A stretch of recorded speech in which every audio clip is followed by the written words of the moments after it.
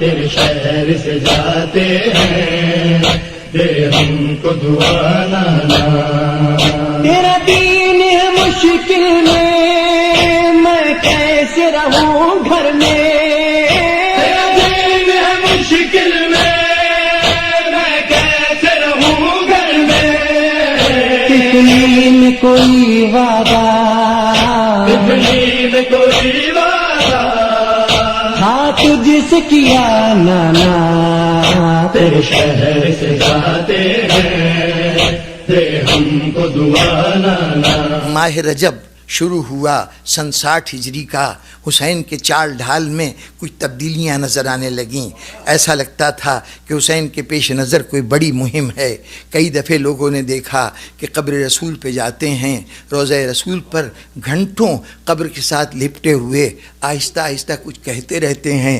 ایسا لگتا ہے کچھ سن بھی رہے ہیں، غالباً نانا سے کچھ کلام ہو رہا ہے، کوئی منصوبہ ہے، کوئی مہم ہے جو درپیش ہے۔ لوگ کبھی ماں کی قبر پہ چلے جاتے ہیں، وہاں اسی انداز سے راز و نیاز ہوتی ہے۔ ہوتے ہوتے رمضان کی رجب کی تاریخیں بڑھتی گئیں۔ آخری ہفتہ رجب کا شروع ہو گیا۔ 26 رجب کو مسجد میں بیٹھے ہوئے تھے عبداللہ ابن زبیر، ایک اور شخصیت یہ بھی پاس بیٹھی ہوئی تھی کہ اتنے میں ایک بچہ آیا۔ اس نے آ کے پیغام دیا کہ آپ کو حاکم نے، گورنر نے، ولید نے اپنے دربار میں بلایا ہے۔ حیران ہوئے، شام کا وقت تھا، نمازیں ختم ہو چکی تھیں عصر کی اور اب مغرب قریب تھی۔ یہ وقت ایسا نہیں تھا کہ دربار عام ہوتا، لوگوں کو بلایا جاتا۔ ایک مرتبہ بچے کو تو رخصت کر دیا گیا، دونوں نے آپس میں بات شروع کی۔ عبداللہ ابن زبیر نے کہا تھا کہ یہ کون سا وقت ہے بلائے جانے کا؟ تو امام حسین نے کہا تھا میں یہ سمجھتا ہوں کہ حاکم شام کا انتقال ہو گیا، وہ ہلاک ہو گیا اور اب ہمیں بیعت طلب کرنے کے لیے بلایا جا رہا ہے۔ عبداللہ ابن زبیر نے پوچھا پھر آپ کا کیا ارادہ ہے؟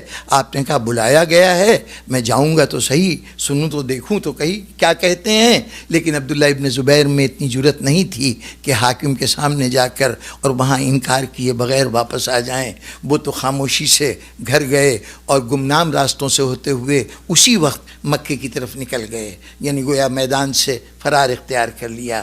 لیکن حسین گھر پہ آئے اور گھر پہ آنے کے بعد پہلی مرتبہ اب زینب سے مخاطب ہوئے، بہن زینب ذرا نانا کا امامہ تو لانا۔ یہ نانا کا امامہ اس گھر کا ایک تبرک تھا، ایک بڑی مقدس امانت کے طور پر تھا۔ اور جب کبھی گھر والوں کو کوئی بڑی مہم درپیش ہوتی تھی، سربراہ خاندان کو جب کوئی بڑا مرحلہ پیش ہوتا تھا، تب اس امامے کو برکت کے لیے سر پہ رکھا کرتے تھے۔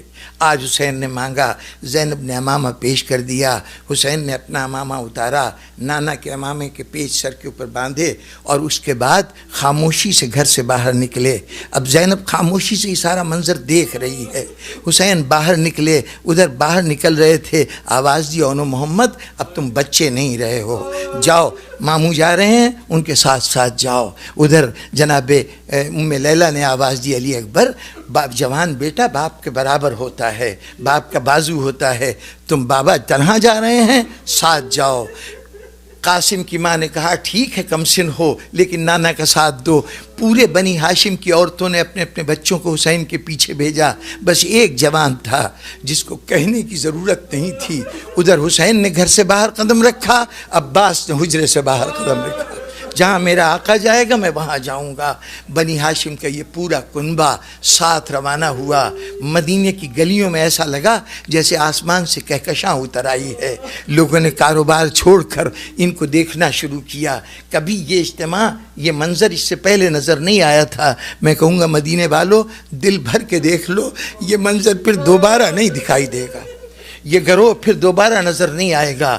یہ جماعت گئی، جو کچھ ولید کے دربار میں گفتگو ہوئی وہاں سے پلٹی، امام آئے، سب اپنے اپنے حجروں میں گئے، امام وہاں سے آئے، نانا کا امامہ بہن کے سپرد کیا، بہن یہ تمہارے پاس امانت ہے اسے رکھ لو، اب کچھ دن کے بعد پھر تم سے مانگوں گا۔ یہ کہہ کے حسین پلٹ رہے تھے، اب تک زینب خاموش تھی، بھائی کو دیکھ رہی تھی۔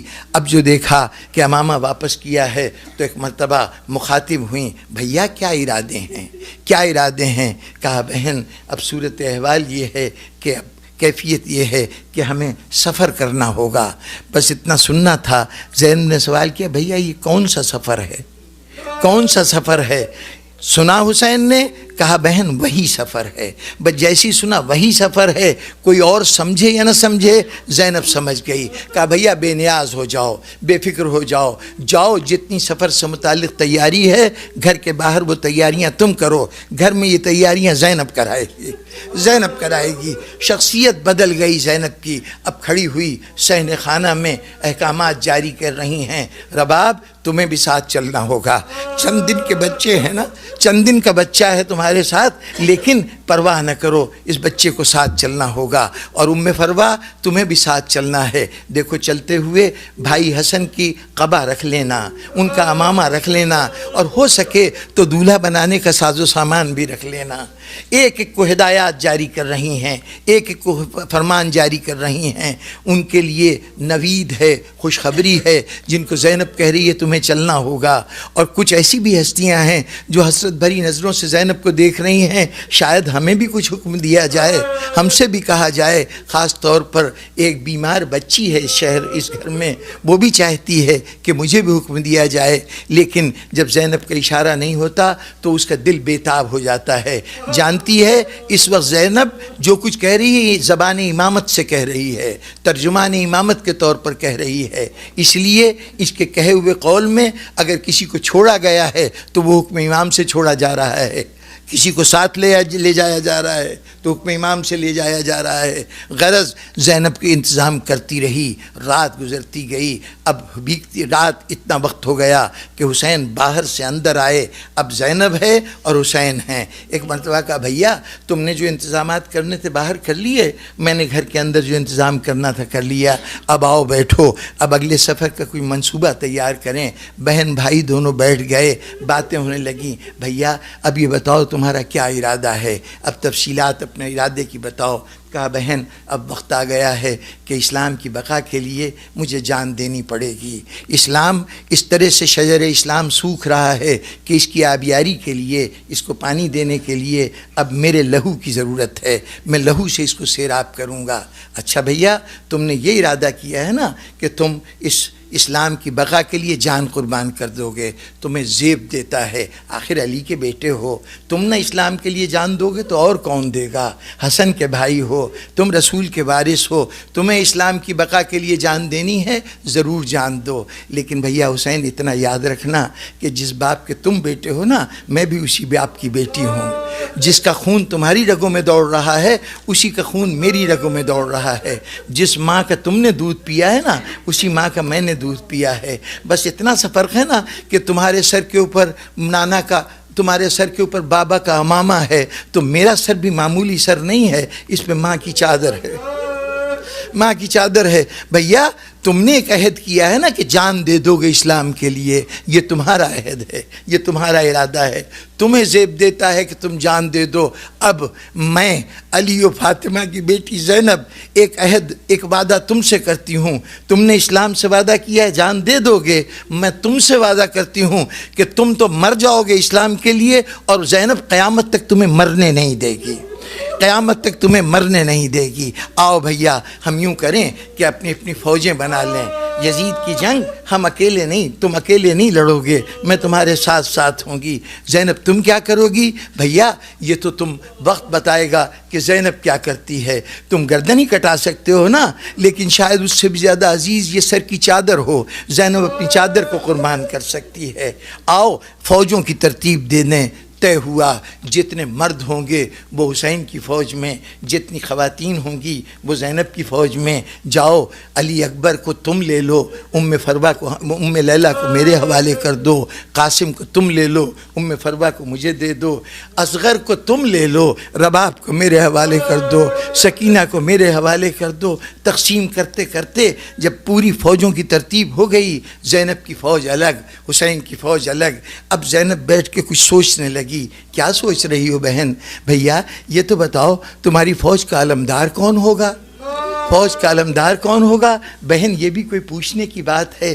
علی کا وارث، علی کا فرزند، علی کا بیٹا عباس موجود ہے، میری فوج کا علمدار وہ ہوگا۔ ہاں بھیا بہت عمدہ انتخاب ہے، بڑا بے مثل انتخاب ہے کہ تم نے عباس کو منتخب کیا ہے، عباس تمہارا علمدار ہوگا۔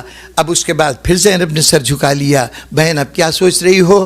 کہا بھیا علم تو کسی مرد کے ہاتھ میں ہی اچھا لگتا ہے نا، فوج کا علم کسی مرد کے ہاتھ میں اچھا لگتا ہے، تم نے تو بہت اچھا علمدار چن لیا، کاش مجھے بھی کوئی عباس مل جاتا، کوئی عباس مل جاتا۔ بہن جس کے اوپر بھی تم انگلی رکھو، جس کی طرف بھی اشارہ کرو، میرے فوج کے جس سپاہی کو چاہو تم لے لو، لیکن بہن اتنا تو بتاؤ کہ تمہاری فوج کا علم کون سا ہوگا جس کو اٹھانا ہوگا؟ کہا بھیا تمہارا علم تو وہ پھریرے والا ہوگا نا، پنجے والا ہوگا، میرا علم اونٹوں کی وہ مہار ہوگی جسے میرا علمدار پکڑ کر گلیوں گلیوں شہروں بازاروں میں پھرتا جائے گا۔ بہن کس کو چنتی ہو؟ مجھے سید سجاد دے دو۔ بتقسیم ہو گئی، زین العابدین حسین کے علمدار اور زینب کے علمدار اور عباس حسین کے علمدار۔ 2 دن کے بعد 28 محرم کو جب یہ قافلہ چلنے لگا تو چلنے کا اہتمام کیا تھا؟ بس 2 جملوں کی زحمت ہے۔ چلنے کا اہتمام کیا تھا کہ بیویاں جب نکلتی تھیں گھر سے تو کوئی کنیز آواز دیتی تھی، فلاں بی بی کی آ رہی ہے، سواری آتی تھی بیوی آ رہی ہے، جب یہ آواز بلند ہوتی تھی اس بی بی کے وارث دوڑتے تھے، وہ آ کے بی بی کو سوار کراتے تھے۔ جس وقت جناب ام فروہ نکلی ہیں تو امام حسن کے 3 بیٹے آگے بڑھے، ہم اپنی مادر گرامی کو سوار کرائیں گے۔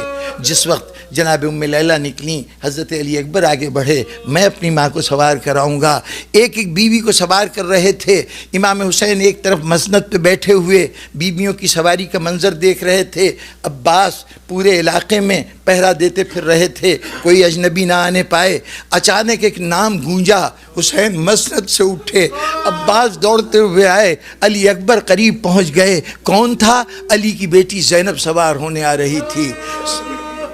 عباس نے اپنے گھٹنوں کو زمین پہ ٹیکا، میرے پیروں کو اپنی سیڑھی بنائیے، اپنا زینہ بنائیے، اس کے ذریعے سوار ہو جائیے۔ علی اکبر آگے بڑھے، اماری کا پردہ ہٹایا، آئیے میں آپ کے لیے راستہ پیدا کرتا ہوں۔ حسین آگے بڑھے، بہن کا بازو پکڑا، آؤ بہن تمہیں میں سوار کراتا ہوں۔ ایک مرتبہ زینب نے تینوں کو دیکھا، بھائی حسین ذرا چھوڑو تو میرا بازو، ذرا بازو تو چھوڑو، بھائی عباس تم ہٹو تو جگہ سے، علی اکبر تم بھی چلے جاؤ، پھوپھی اماں پھر آپ کو سوار کون کرائے گا؟ بھیا مجھے سوار وہ کرائے، بیٹا مجھے سوار وہ کرائے جو کربلا میں بھی مجھے سوار کرائے، جب مجھے کربلا سے چلنا ہو تو وہاں سوار کرائے۔ کون ہوگا وہ؟ کہا بلاؤ سید سجاد کو۔ سید سجاد آئے اور آ کے پھوپھی کو سوار کرایا۔ یہاں سید سجاد نے پھوپھی کو سوار کرایا۔ پھر ایک دن آیا تھا، زینب نے اس قرض کو باقی نہیں رہنے دیا، جب سب بیویوں کو کربلا سے سوار کرا چکی زینب، آواز دی سید سجاد آؤ تمہیں میں سوار کراؤں گی، تم نے مدینے میں مجھے سوار کرایا تھا، اب کوفے کے سفر کے لیے زینب تمہیں سوار کرائے گی۔